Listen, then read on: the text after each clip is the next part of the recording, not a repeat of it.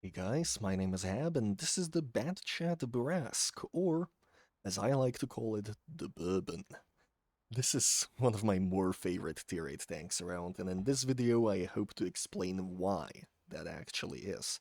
But I think most of you can see it right away. It's small, fast, and it packs a mean punch, so let's talk about that punch. The gun's surprisingly alright, though some of the stats on paper might not tell you that. 320 alpha, 2 shots, 18.75 second reload is not that great, but in all fairness, the Bourbon doesn't really need a better reload. It's more of a boom and zoom tank, sort of reminiscent of the T-49. The dispersion is not particularly great at 0.349, but I personally try and get up close anyway, so for me, it's actually not that big a deal. The penetration is fine in my opinion. I run calibrated shells, so I'm getting 199, 252, and 57 respectively. Not bad figures for what's a medium masquerading as a light tank. The only mediocre aspect outside the reload is, in my opinion, the gun depression at -6 degrees, but if you have played any French autoloaders before, you know that, well, that's basically the norm. The armor is, well, you know the answer, it ain't really there. But it does have some really trollish angles, reminiscent of the SU-130 PM. But you don't get a cheat in this thing nearly as much as you would expect, actually. The nominal values aren't actually that bad, so frontally only really the bigger guns and the Hesh goes through easily. Of course, try and keep your armor in check. It isn't there to carry you, you should rely on your mobility. 1500-ish HP is pretty good for a tank this size and speed. The mobility, as mentioned before, is great. It's really what makes this tank work so well. 60 kph top speed is solid and gets you everywhere you need, plus the effective horsepower ratio isn't bad at all either. The track traverse is in the 60s and also quite solid, and the turret turns fast at 54 degrees. Overall, there is nothing to complain about in terms of mobility. As always, before we get to the verdict, here are some of the pros and cons.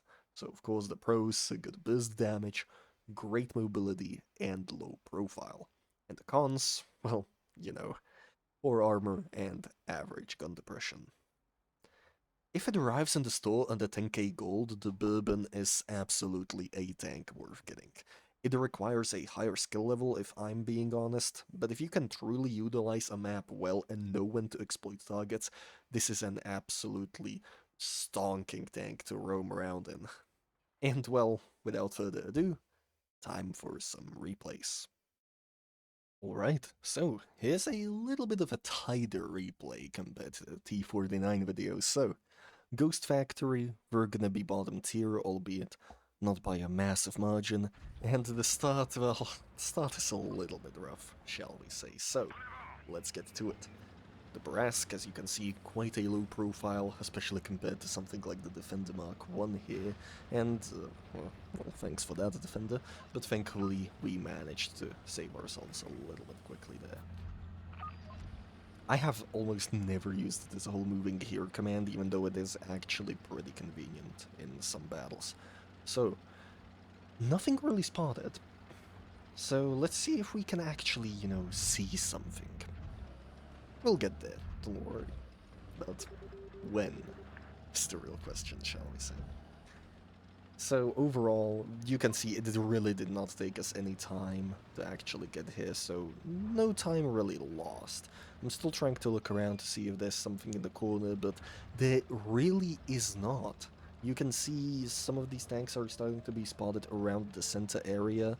Somebody was moving through the cap, so I'm cutting it a little bit closer and see if I can actually take a shot. And here is where the unfortunate start is. That shot whiffed. And that shot actually hit, and it rolled pretty average, so, this is a tank that you really want to make your shots count in.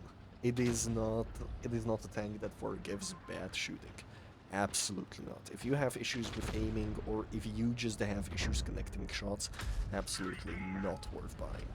But for me, this is a absolutely fun wagon. So, we almost get meatily schwacked by the CC64 there, And as you can see, the T30 is gonna actually be in a lot of trouble, and I am not in a particularly good position here. Already got shot by the ammo, so I'm hoping that I get to hide a little bit, or that the ammo will be distracted by someone else. But here is the standard. Wonderful. And the motion is moving up, so that's another free shot in. So the T30 is basically gonna die, but I really want to make sure that I can at least try and help him in a bit, so I'm taking a careful eye on the CDA 105, which will be a frequent appearance in this battle. And there we go, meaty schwack. And I really should have gone for the CC64 there, honestly, but the motion being dealt with is also quite good. The CC64, for some odd reason, decides to go for the T30. If anything, I would have probably backed up a little bit further and prayed that the armor might hold me for a shot, but alas, that did not happen. One thing that's interesting is that he turned really fast, look. So that's the CC64 taken care of. We're flushing the clip, and honestly, I should have kept the shot there, as I would have been able to take care of the ammo in a pretty short amount of time, but, well, could be worse. Could be worse is all I'm saying. The 5120 did actually help me a little bit in this battle, which is nice. You know, it's not always just a one-man effort in Blitz. However, 3 tanks on our end, 3 tanks on theirs. There's the CDA 105, and there we go. 1 meaty schwack. And I should have honestly stayed a little bit longer and, you know, waited for the 252U to pop up here instead of eyeing the Vicus, because just like that, he appears at the perfect time, and I could have killed him. Alas, you know, sometimes this happens, so every now and then, if you feel like you're in a particularly stressful situation, not always is it the best idea to actually flush your mag. So here we are, 5120 is all that's remaining, and thankfully he does get the 252U, but what is left is the Vicus Cruiser and the CDA 105. Now, the Vicus Cruiser is gonna give me a little bit of a stressful situation here, as I recall where he actually was last spotted, so I'm assuming that he's going to turn around here and try and get us, which, in the end, this turned out to be true. What I didn't expect was the Vicus to immediately try and kill me like this, which, removes any actual, well, let's say, threshold that I have for surviving a shot, which is what makes the ending section so stressful. So, I'm gonna skip ahead a little bit, but we still know where the CDA is, and the CDA shot pretty good, and, well, he's hiding at the perfect place where I can't actually hit him, which makes this so much more frustrating, and then I whiff that shot. This started to be quite a nail-biter towards the end. It really was. I was contemplating if I was gonna, you know, dump the mag, and then CDA moved in and actually got the 5120. So in the end, I decided to go for it and get some higher ground, see if I have a chance. And I do. But I keep messing up my shots, so it's still quite a nail-biter. I did not get spotted there, thankfully, and here is a really good spot. And immediately I whiffed the first shot, and I whiffed the second shot. This could have been an easy one-shot situation at that point, but that guy is still very healthy, and I am very much not. So I'm starting to pray to God that I can dodge this, and I can actually win this battle. It's really a nail-biter in terms of how incompetent I was this battle, honestly.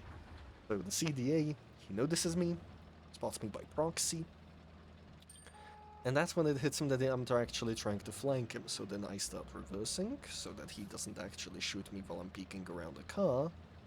But he has done a pretty grave error here. He has let me track him. And this is where it gets a little bit more worrying, because the CDA does actually have pretty decent track traverse. So here I am, turning on the engine boost and praying that the additional engine power will carry me through, and it does, because he decides to move forward. I have the ability, and I managed to actually get him. So 5 kills, 3.7k damage almost. Very stressful battle, but overall it did end well. The whole boom and zoom thing kind of still worked, although I managed to stay relatively static throughout a lot of the battles, so, you know, 50-50 on that, let's say. So here we are, Ace, Radley Voltus, Oskin's Medal, Top Gun, the works, Moolah was earned, and that is it. The Bourrasque is worth getting if you know how to play the maps, and if you actually know how to aim, unlike me. So, that's gonna be it for me. The usual, feel free to like, comment, subscribe. Ko-Fi is in the description, the Discord server is as well, and I'll see you guys later. Peace.